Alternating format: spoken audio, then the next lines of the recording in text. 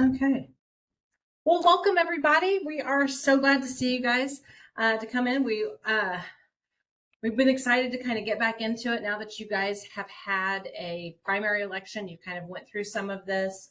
We wanted to take a chance to hear the things that really came out of that, like if you were able to work together to kind of solve some of the issues that you were having, issues that maybe came up because of it or we hadn't thought about before. And then maybe some just additional questions, right? We're all trying to fill our way through this still, trying to all get on the same page to make this as easy as possible for everyone. So couple quick things. We are recording. So we're going to make this available again on the website. Everyone will be able to see it. You'll be able to watch it. It normally takes a few days for me to be able to get it, download it, and then I'll hand it to Stacy and Stacy can upload it for us. So give it just a few days before we go further. Outside of that, we do have you all muted currently because it's really hard to hold meetings like this if everybody is unmuted. We have a lot of feedback, a lot of things. So as we go on, if we have time, I can unmute you individually. There is an option, I just got to find it right here at the bottom of your screen. There's a raise hand. So when we get to that portion, I'll probably have you click on that so I know who has a question and I can unmute one at a time. That will help. That will help with keeping the sounds and stuff down to a minimum and be able to actually hear all the questions and get them answered in the time. I do not know that this will take the entire hour. We did not receive a ton of questions. So what we're going to do is we're going to kind of go through the questions that we were given. We'll answer those for you. We kind of created a flow chart that we're hoping will help you guys. And we'll make that available on the website as well and get that to you guys. And then what time we have left, we can answer questions for as long as we have questions. Miss anything? No? Okay. So I think we're kind of ready to get started. So Stacy has graciously volunteered to read the questions. And then I will kind of chime in and we will answer as we kind of go through them and hopefully we can get some more knowledge out there on it. So Stacy? Okay, so we had 4 questions. I'm going to start with the very first one. We have, it looks like 2, 4, 6 under this one. So what questions do you have regarding your election payroll process? The first one, our auditor's office placed the amount some of our employees that work in the courthouse that worked election put their pay into their payroll and it threw some into another tax bracket. Always in the past, when I worked under another clerk, all poll workers were paid by check or direct deposit separate from their payroll. This has made it where the employees from the courthouse who are off that day not want to be a poll worker. Is the way they are doing this right? The auditor's office is taking the amount of making over $600 as part of their employees' payroll.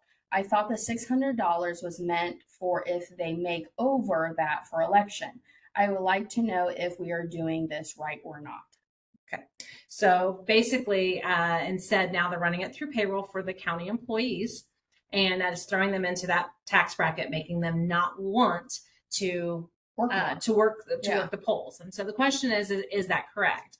And so yes, it is actually correct. If a county employee who's already working in another department is going to work the polls, their income, their compensation is increased by that because they're being paid by the county already. They will always go over the threshold amount. They will always have to be paid through payroll. So their FICA will then be withheld because they're above that threshold, but there should be no income taxes taken out on the election payroll itself. Did I answer it? Yeah. Because they'll have to report all of that on a W-2 for the IRS.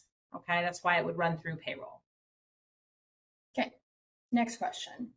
Confirm all election workers, including multiple day early absentee workers, can be contracted workers instead of part-time employees of the county, meaning they do not need to fill out county forms and do not need taxes taken out. Okay. So this gets a little confusing because we start talking about independent contractors. And if you read the statute, the statute actually says that they are independent contractors. This is really used to say, we're not going to give them benefits, right? You're going to come work for the polls, but we're not giving you benefits. We're not giving you this overtime. We're giving you this per diem that's set because you're going to work this. So you're not really, an employee in that part. The IRS, however, has different guidelines on that. So if they are working multiple days, while they are considered contracted workers, they would not have to fill out all of the paperwork in the auditor's office, right? Because they're getting benefits. They don't need to do internal controls. That stuff doesn't need to be done. The taxes thing, though, is a completely different issue and may have to be depending on how much their income is from that election work. And I think that'll be clearer when we get to the flow chart to show in a little bit. Okay. Okay. So next question. If the clerk's first deputy is 80% of the clerk's salary, can the first deputy be paid overtime for working election day? So this one is kind of a harder question to answer because I don't know in what capacity they're working. So if they are working as an election worker, that's kind of normally based off like a per diem or something. But if they are a deputy clerk working as the deputy clerk, then there should be some sort of compensation for that. And that may throw them into the overtime unless they are somehow exempt. So I think I need more details on that to be able to pull that out exactly, because there's a lot of differences that could happen in whether or not they can actually get overtime. Okay. I think you answered that. So if we get more information, we could, if anyone wants to give further information in the chat, you can, and we'll go in a little bit. Absolutely. But I'll just move on to the next question. So can all election workers, including absentee board members, be paid through claims rather than payroll, given IC 311.5-4-23 and guidance from the Indiana election that absentee voter board members are considered independent contractors of the county election board, not employees? This kind of goes back to the one we answered a couple questions ago. So again, they are independent contractors through the state, right? Like they don't get benefits, they don't do overtime, none of that stuff. But because of the IRS reporting requirements, if they go over that threshold, or if they make over $600, then they're required to get a W-2. And so that requires them to go through payroll. Yeah. Okay, so now we're going to move on to the second question, which was more of a question to everybody as of what worked this year. We only have one, so I guess it only worked for one county. What worked this year? In the past, the absentee employees were paid through payroll, but this was prior to the statutory change clarifying such employees are independent contractors of the election board. So okay, that helped. So that helped clarify things for them. Yeah. So if anyone else wants to add in the chat what worked this year.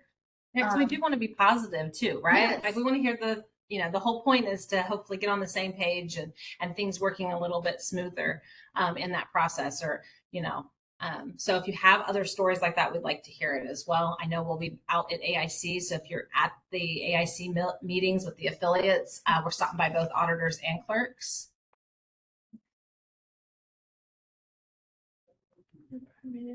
Okay, here. Something Karen said in the chat, my staff will be working additional hours for the primary. They were paid overtime.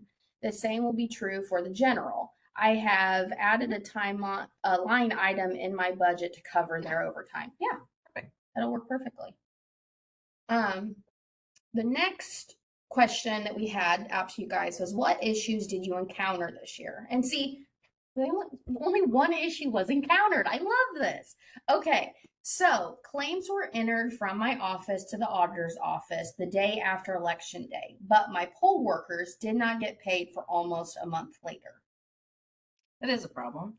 And it kind of depends. And this would be something you probably need to talk to your auditor about, because if you're being paid by claim and even payroll, a lot of times with payroll, it goes out on a weekly thing. The commissioners have an ordinance that says, go ahead and pay that. We'll approve it after the fact, those kinds of things.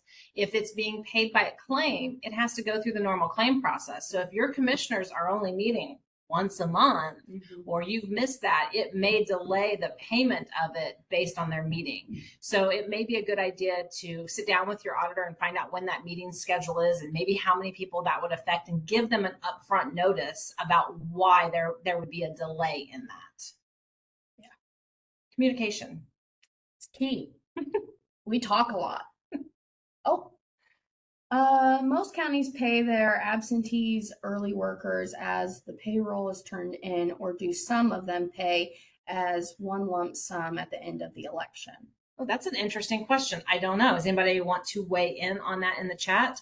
Do you normally pay payroll for your absentee as it occurs, or do you just pay them in a lump sum? They pay when, so It's submitted. Yep, when it's submitted as we go. Yep. Pays all. Somebody pays all at once. I think it was Dearborn. Dearborn pays all at once. Yep. Yes.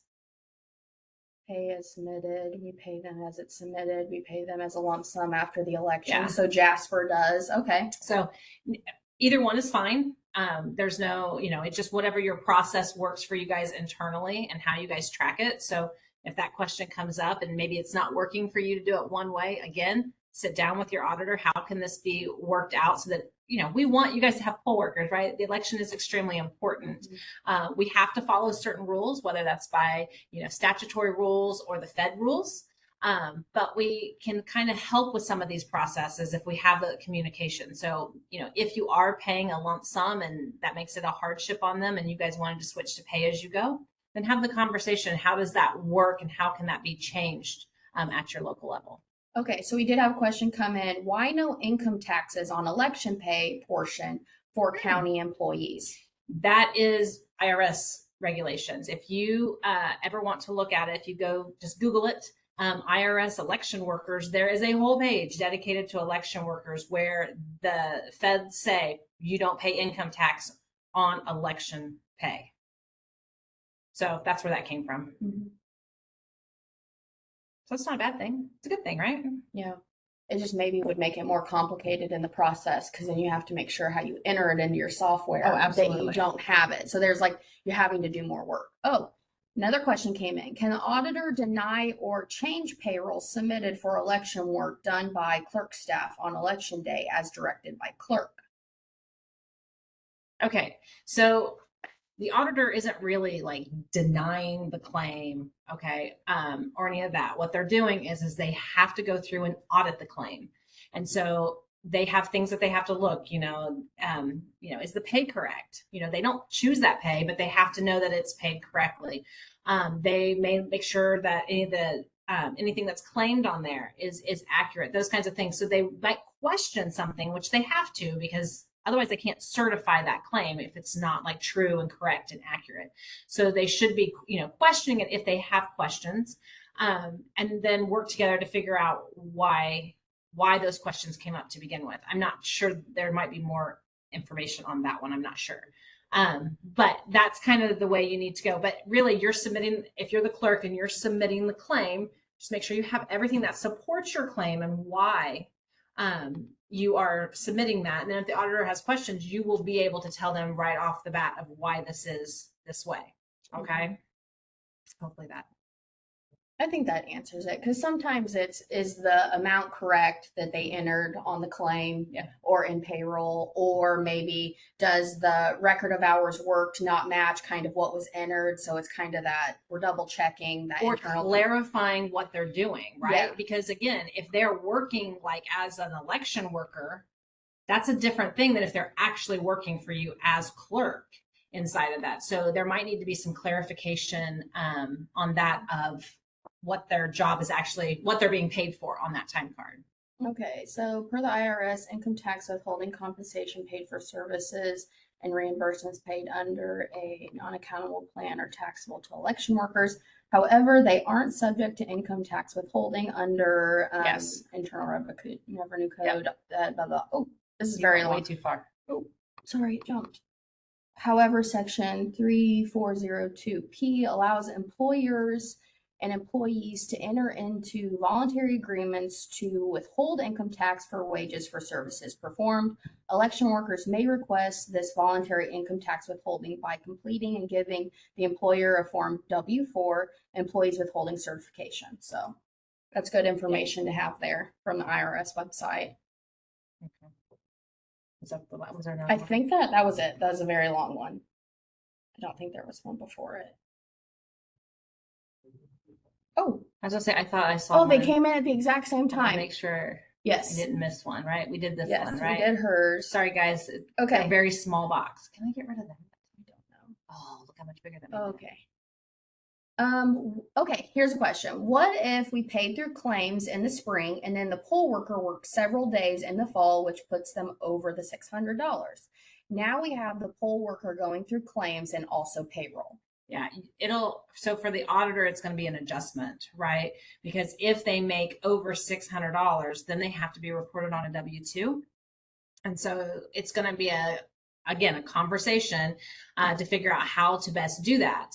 I'm trying to think. Yeah, so it would just be the W-2 portion. So the audit, and maybe it's just as simple as long as they're not above the threshold, right? We didn't talk about threshold. We did not talk about threshold. If they're not above the threshold and they are, $600, but they haven't met, I think the threshold's 2,300 maybe right now. Yes. Don't quote me on that. It changes all the time. So if they are between that amount, then it could just be a simple note. And so when you're doing the W-2s at the end of the year, you may have to do some adjustments on that person's W-2 to include what was paid from the claim moving forward. If it's greater than that, that's going to be more of an adjustment, because then you have to go back. If it goes over the threshold, then you have to go back and collect FICA on the very first dollar. So you have to do that withholding. And so that can be kind of difficult from the auditor's perspective, which is why, we always say to think about it before you go into the process. Like, you kind of have an idea from election to election and what positions get kind of paid what. And so if you think that they're going to go over whatever the threshold is set that year, it's probably better to run them through payroll, because if they don't meet the threshold, you can reimburse them and give them what they need. But it's harder to get the money back if you needed to like withhold taxes and things like that. And actually, our last other question was this exact scenario that we just really? talked about. Yes. To where in the spring, they only hit the 150, but then they worked and they went over because someone talked them into working more. Right. It ended up being $700. And it's more of just a comment of it would be so much easier if they were only paid through claims or only through payroll, which you guys could run them through payroll. You just have to make sure that you look at it. Okay, be aware.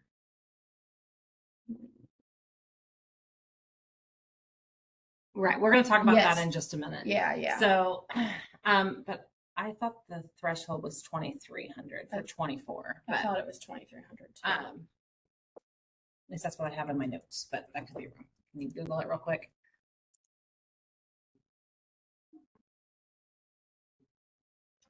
That's yours. I mean, I can verify You came myself. up on the. It's fine. Let's see.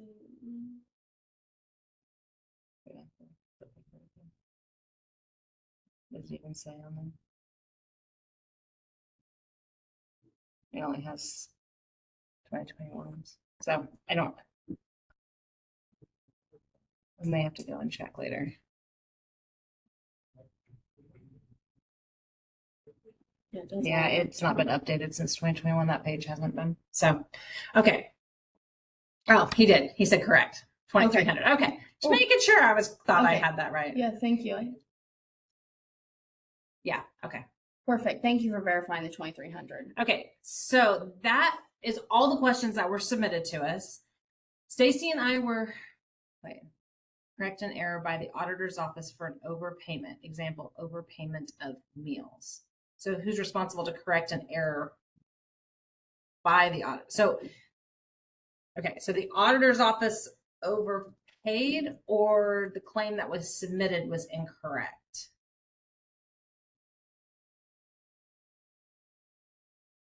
I mean, claim was correct. Auditors. Auditor overpaid. Overpaid. So they paid something different than what was on the claim. Okay. So in that case, we would kind of look back, and determine where that process broke down. Really the county itself is responsible. So if the auditor made a mistake, then the auditor would need to reach back out and say, hey, I overpaid you $100 and try to recoup that money. Mm-hmm. Okay. And how the best they can. Okay. I'm going to pause on questions, but you can keep putting them in. But I'm going to pause for just a second because I wanted to talk about this kind of flow chart we tried to set up, because the biggest question that we get is, the claims versus payroll thing, right? And why and when you have to do something. And so some of that just really depends on, again, IRS rules, whether or not it can be a 1099 or it can be a W-2 that's submitted. So Stacy and I sat through and we really kind of brainstormed and tried to figure out a way to kind of show this a little bit better. It's probably going to be hard to see, but like I said, I will make it available to you as soon as I can. Let's see if I share my screen. No, that's fine, right? And then you just choose Then I hit share. select. It's already open. This Yeah. right here. And I click share. So can they see it? I don't know. Because they can't hear us, so I don't know. They can't hear us? Well, they can, but we can't see it through the chat. All right, I'm gonna take it down for a minute. So can you guys see it? Yes, can see it and hear it. Can you still see it right now? Okay, perfect. Perfect. We can leave it here so we can see. Okay. Okay. Sorry, we're trying to do this on one small little laptop and it makes things a little bit difficult. Okay. So this flow chart that we kind of worked on kind of leads you through the process, and there's basically 3 different buckets, right? So you need to first take a look at how much that election worker makes. Okay. So we're going to kind of do this, from left to right. And so if they meet the threshold, so like we said, it's 2,300 for 2024 or greater. So they're making more, or they're making 2,300 or more. Okay. Then FICA has to be withheld from the very first dollar. Okay. Income tax is not withheld unless you make some special deal, but most of them are not going to. They are required to be reported using a W-2. And so they have to be paid through payroll. And if you kind of see when we talk about that pink arrow kind of goes down in those questions to answer that for you. If you go to the next thing, it's where they make more than the $600, but they make less than that 2,300. So they're kind of like right in that, I'm going to call it kind of a sweet spot. Mm-hmm. In this case, FICA is not withheld because they didn't meet the threshold. There's no income tax withheld, but they are required to be reported on a W-2. All right. So because of that W-2 requirement, they would be paid through payroll. All right. And again, if you watch the purple arrows kind of go down. And then their last kind of bucket is if they are paid less than $600. Okay. So if they're paid less than $600, they do not have any FICA withheld. They have no income tax withheld. They can be reported on a 1099 and they can be paid through the claim or the PRE2. Or they can go through payroll too and not take all of those things out and do a 1099. It's whatever your system is for you. But that would be where you could be paid for a claim. And again, it's for the entire year. The one thing that I put up in the top of this for sure is that you have to remember, if it's a county employee, they will always follow the pink path.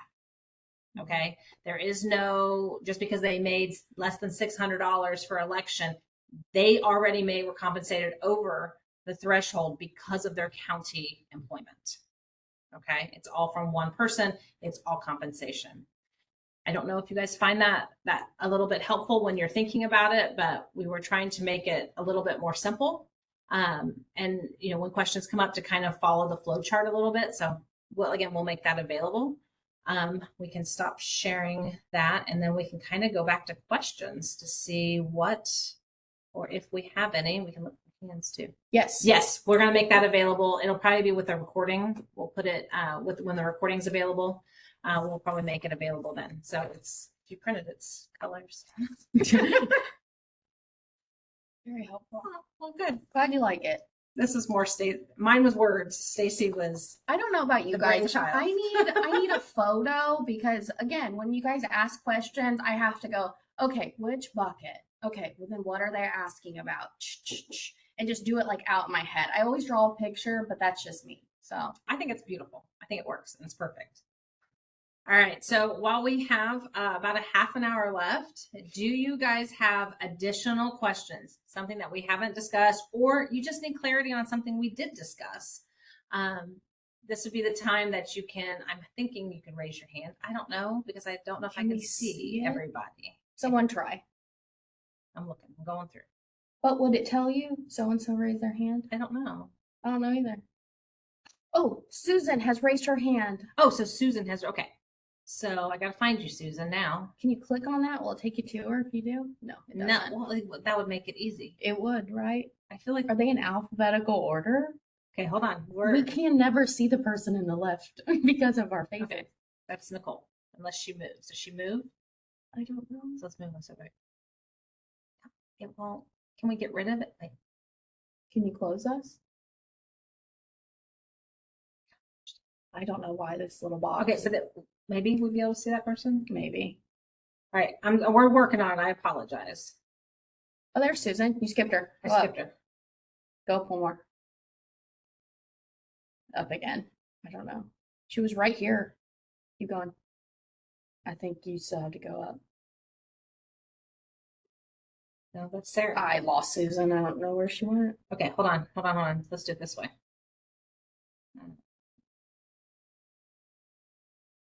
Oh, these are in alphabetical. That's easier. That makes it easier. So we apologize, guys. WebEx keeps updating itself too, and we don't use it enough anymore. All right, Susan. Can you even unmute? I should be able to. Why can't I?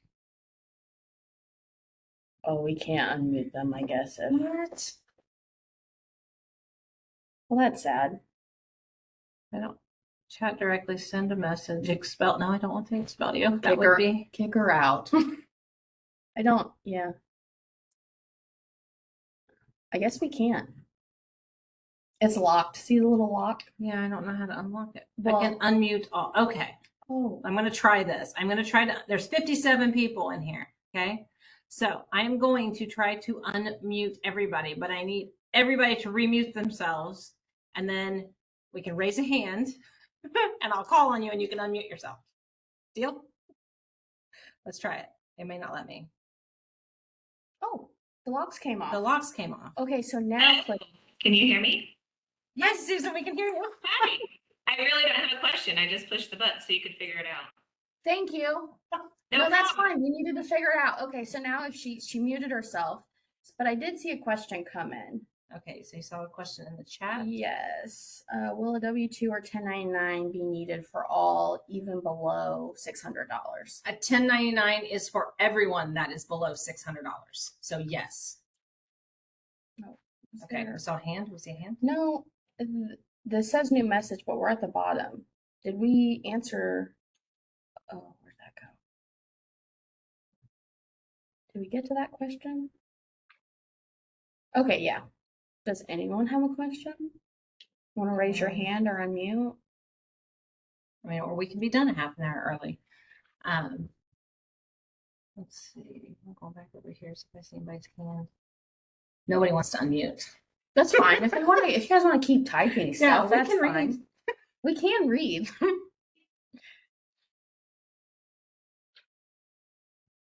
Oh, someone was speaking. I mean, I think she muted herself. Oh, sorry. We won't call you out. Do you guys find these chats helpful?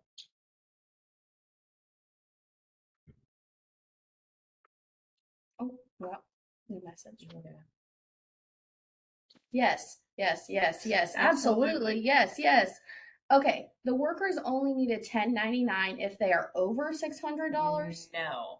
If they're over $600, they would get a W-2. They would get a 1099 if they're under the 600. Okay, question. Does the auditor's office send out the 1099s? So in this case, yes. So the 1099s would be sent out by the person who did all of that. So as they're going through, I mean, as they're going through and doing their W-2s and any other 1099s that they need to do, then the auditor's office would send those out.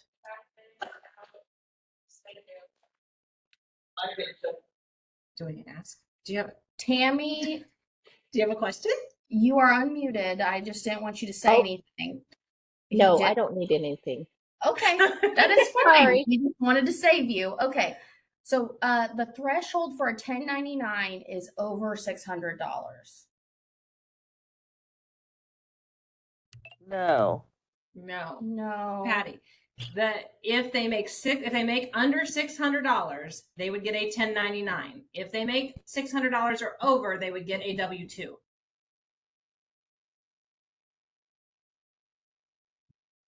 We have not had our poll workers fill out a 1099 prior. What info is required on the 1099? Well, the 1099 wouldn't be filled out by the poll workers. It would be filled out by the auditor's office. They don't fill out anything for that. 1099 is for over $600. No. That's a statement. That's not a question, but that's not Yeah. right. So, do you want to say the $600 thing again? So what The requirement for 1099 and UC is actually 600. and it could be for that, but based on when they just do the election workers, it will say $600 1099. And processing a 1099 is dispersing over $600. Yes, I understand that if it goes over the 600, it goes through payroll. Okay. I can't help you with the 1099. I'm just going to tell you that's not what our flow chart's going to tell you. That's not what we've read. A W-2 is required for anything that is over $600, but not above the threshold. So if you do have a specific question and you get some, these are IRS things. We are not trying to speak for the IRS. We're just trying to help facilitate this. So if you reach out to the IRS and you get different guidance, we'd be more than happy to take a look at that and make an adjustment. But as what we have now, this is what we have. And we have another Tammy that's unmuted. So I don't know if Tammy, I don't have a last name, but do you have a question or you just unmuted?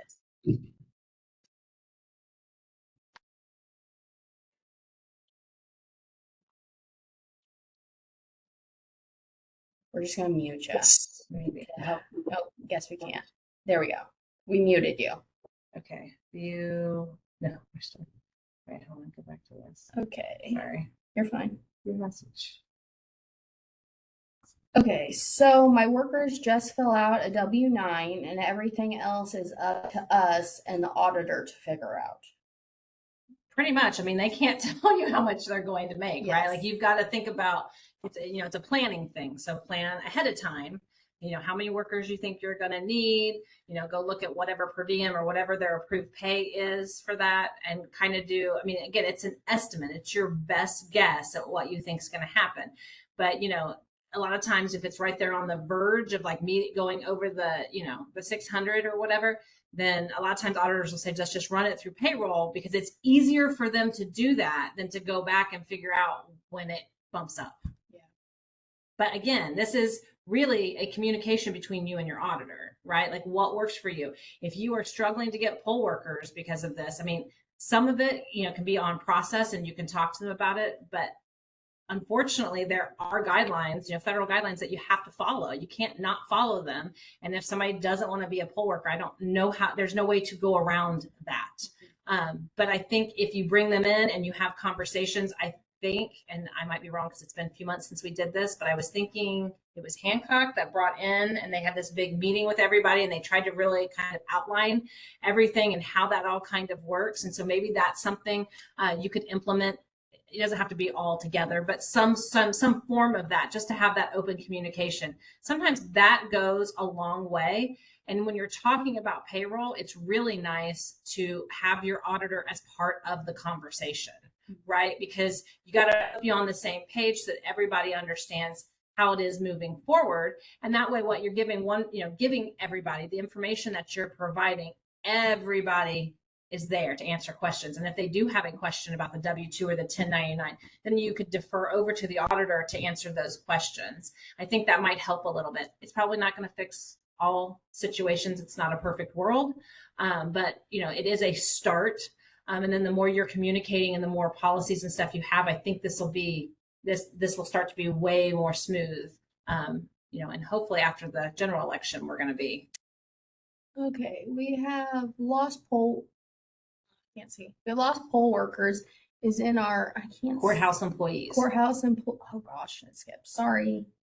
Courthouse employees as they were through into another tax bracket on their payroll in the primary, and now they do not want to work anymore.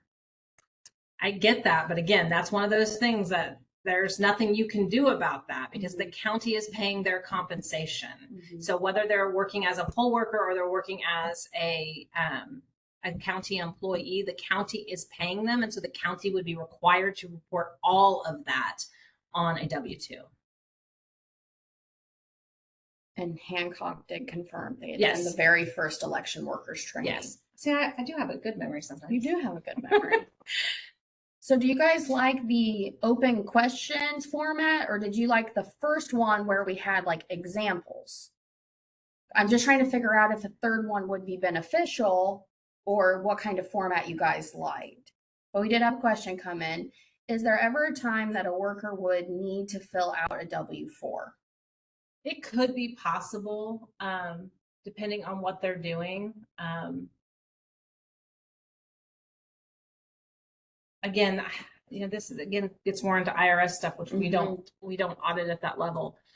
So I would say in this case, if you are curious about that, like sit down with your auditor and kind of take a look and see what positions you might think would be affected. I don't want to give you a no, because there are strange situations out there.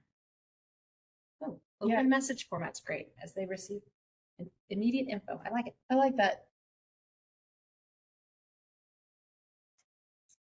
Typically only if you enter into a voluntary tax agreement. Yeah. So I mean, there's possibilities. Again, I'm not an expert in the IRS, when it comes to those kinds of things, but yeah, I would just recommend sitting down because you could, kind of have a list so that you guys, it wouldn't be a perfect list, right? But something that you would kind of look at and think, okay, well, this could affect here. And then have conversations again with maybe that individual who is coming to work to see if that's something that they're interested in. Yeah.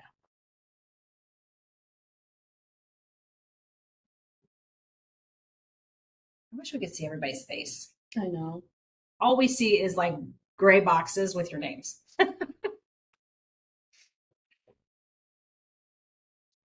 We have anything else? Okay, I have really picked up a lot of information from today's meeting, the format, the flow chart, and the open questions. Thank you both. Oh, glad you liked it. So if we did do a third one, what month it's going to have to be after, but then we're kind of getting into the end of the year. I'm thinking that this is probably not going to be as beneficial for you guys. We would love to do a third one at the end of the year. This year has been kind of a hectic year. And so if we were going to do something, ideally it would be in December. I am going to say, I'm not 100% sure that would be able to happen this year, as we do have newly elected training this year. That's the first week in December. It's like the 6th, maybe. First full week in December. And so that will take us for 3 to 4 days. We are also speaking at another conference at the end of November, December. And then if there are any recounts that would happen to occur, we will be out of the office for that. So I can't put a date at it currently. Auditors have way too much to do in December. So my thought initially is January. Yeah. Where the end of the years happen. I know you're still working on stuff at the beginning of the year, but we could come back and have another conversation on this and see how it goes. I don't know. We can do this kind of format again. I don't know. I just really wanted to get we talked about processes the last time. We brought in some counties, different size counties, to talk about how they work, clerk and auditor together, which I think was extremely helpful. And so maybe we can do something like that. Any auditor? Yeah, Hancock County has offered that if they would like, anyone would like to ask questions of how Hancock does it, you can reach out to either Deb or Lisa. Lisa for the clerks, Deb for the auditors, if you want to have questions or anything like that and kind of want to change your process. I think there's one up here we missed. Is the training for newly elected also for anyone that was caucused in?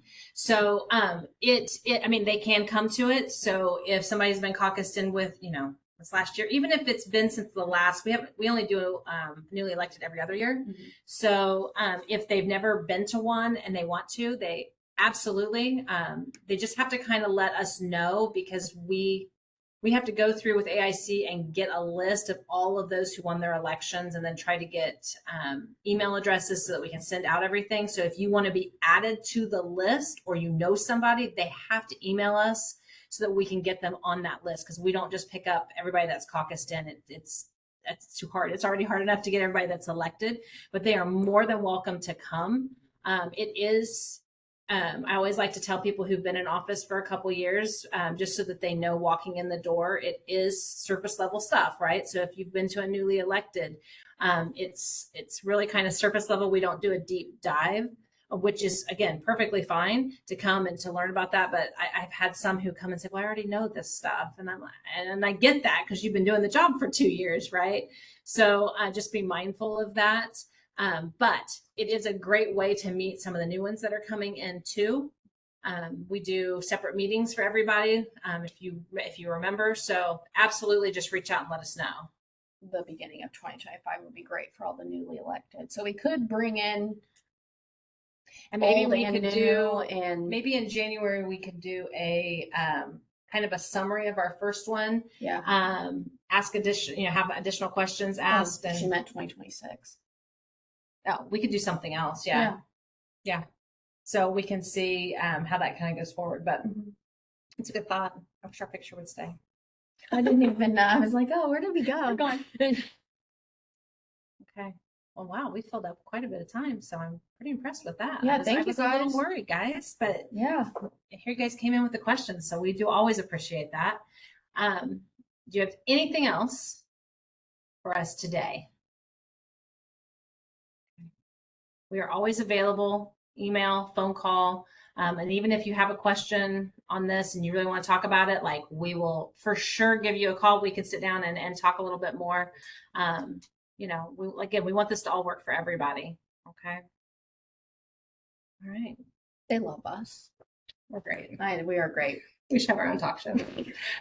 We had a podcast. Would you come? All right. Well, hey, we will give you guys back 15 minutes of your day. We appreciate you joining us. And again, we hope that you got something valuable out of it. And we wish you all luck in the upcoming general election. Bye, guys. All right. Bye, guys. Do you need to stop the recording? I do need to stop the recording. Give me an option.